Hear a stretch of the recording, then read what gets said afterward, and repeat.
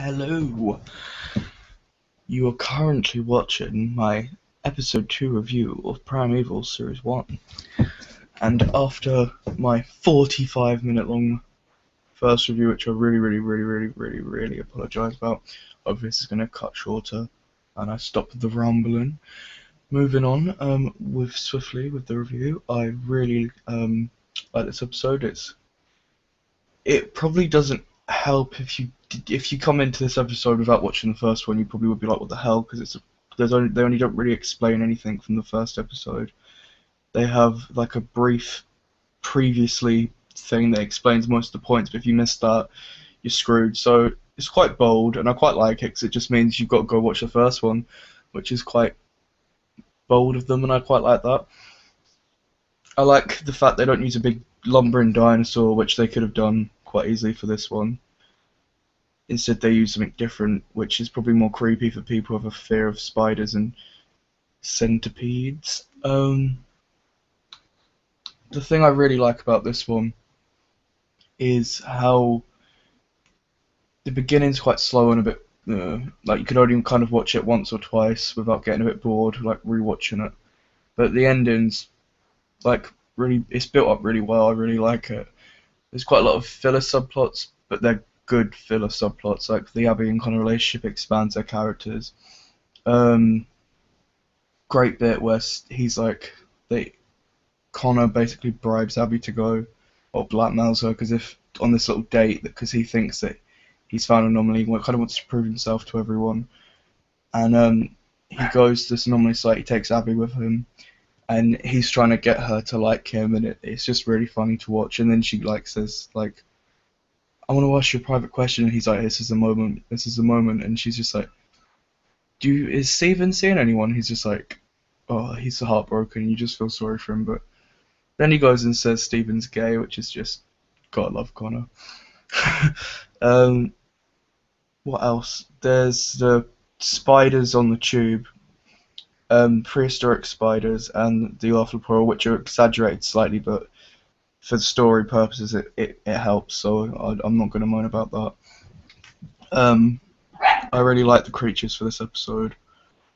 I like the arthropora a lot. I like the way you don't really see it until the end, and how they try to blame the spiders for the killing, but it's kind of the stereotypes, like the big scary spiders aren't the main villain as such. And Helen is in this a bit more.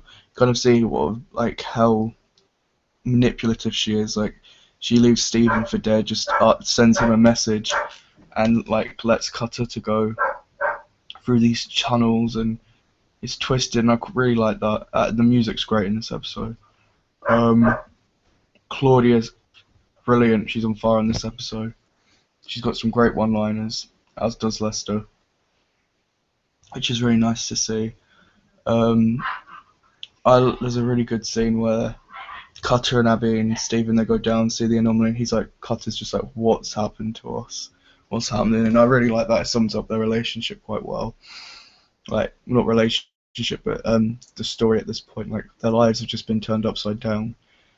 Connor gets fired, which is a bit of filler because you know he's going to come back, but it's great, like the way his big mouth, like he tells his friends, and they pretend to like have a dinosaur set up, and it's an animatronic, and he gets fired, and you just see how like upset he is. And great line from Steven where he's like, they're trying to find out about the creature because Cutter's down there and they know nothing about it, and Steven's like, Connor probably has giant bug fridge magnets. Completely cocked that line up, but yeah, you get the point. It made me laugh. Claudia has some really great like one-liners in it as well. Abby, you get to know a bit more of her character, although it's a shame they kind of, I know this sounds going to sound really stupid, but I hate the way they make her just walk around in her knickers, like when they first introduce her flat and stuff. It's just a grade into her, really, and you know they're only doing it so people like perv on her, and it's a reason to watch. But that's just a little nag about that. But they do give it a reason why, like they do explain, because the temperature for Rex being in there, it needs to be hot, So it's all explained, but it's just a bit still. It's just a bit really for a kids show, family show, whatever you want to say. Trying to think what else to say now. I really like the setting of the London Underground. The London Underground's great. Like most series, I might have saved that for the very end, but it just fits. It's really gritty, and I love the underground tunnels. It just gives it the feel and the vibe. And the ending where Connor, like Cartastus, like he risks his life to save Stephen's great. And the actor who plays Stephen, James Murray, I think it is, he's brilliant. Probably the best acting from him we're gonna get for this series, I think, if memory serves me right. When he gets stung by the centipede, he really does give it his all. So that's really good. Yeah, the team's kind of found its place. Connor's found his place. He's earned his right. He's like Abby kind of earned her place last episode with her zoology skills and the behaviour of the animals. Connor kind of finds his place. There's a great scene at the end with Cutter and Connor when he kind of like says Connor feels a part of something. He's been wanting to feel part of something for so long. And he's like, "Will you give me a cool nickname?" And Cutter's just like, "Nah," and Connor just walks off, and it's great. I love that bit, and adds to Cutter's character more. The music in it is great. Music's really captivates. The acting is on fire here. Like they all just the characters, the actors, they just bounce off of each other really well. It's great to see. There's a great bit as well, probably one of the highlight for me of this episode, which is going to sound really weird because it's not anything significant at all.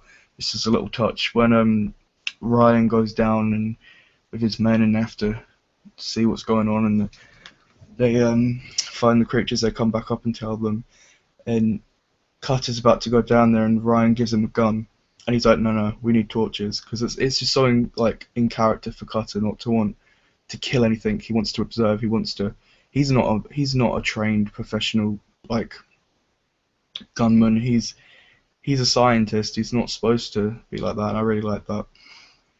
Overall, I think it's quite a strong episode, but as I said, the beginning's quite slow. Because it's just setting up the rest of the episode. It's a bit dragged. It gets a bit boring after you've rewatched it. Because I probably rewatched this episode like 1,000 times. But I do really like this episode. For an episode 2, it's quite bold. I don't think it's as enjoyable as the first episode. It's good, but for me personally, I still prefer episode 1. So I'd probably give this a 6.5. So it's not far off. But yeah, that's my review. I know it's not very long, and it probably wasn't very interesting. But I don't really have much to say about this one. It's probably my least favourite of Series 1. But we'll see if that changes when I rewatch and review all of them. So, yeah, thanks for watching. Bye.